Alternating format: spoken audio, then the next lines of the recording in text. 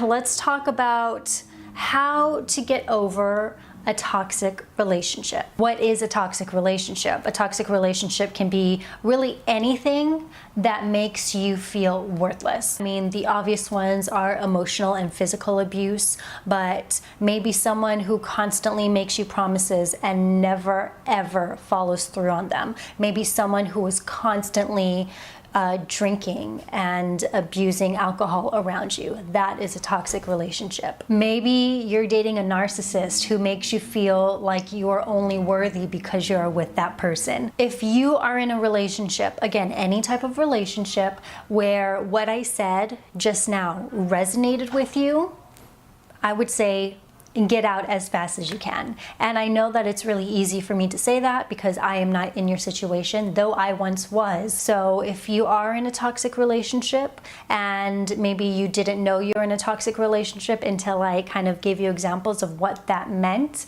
I think it's time to do some soul searching and figure out why you're in that relationship and what it is that draws you to that person, and why you can't walk away if you're having a hard time walking away. Moving on from a broken relationship is really difficult no matter what the circumstances. I mean, it could have been an amicable split, you guys can still be good friends, and even that makes it tough to move on from the relationship. But I feel like when someone's trying to move on from a toxic relationship, there is a sense of manipulation there from the other side that makes it feel like it is impossible to move on. But you want to know the good news, and I said this earlier in this video, is you are not alone. I mean, my DMs are proof of that. There are hundreds of thousands, if not millions of people who stick with people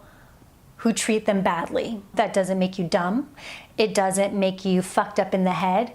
It is kind of human nature. When someone you love really deeply mistreats you, it's kind of this thing of like you're grabbing on to jello. Like you just want them, you feel like you can fix them. I think that is that sense of manipulation that I said earlier that makes it really hard to move on. So I totally understand, trust me, I get it. I've been there. We all have been there. So again, you are not alone. But as always, if you have words of encouragement or maybe stories of success or just, words of advice for people who are going through this, definitely leave those comments in the comment section. Again, I want this to be a really supportive community.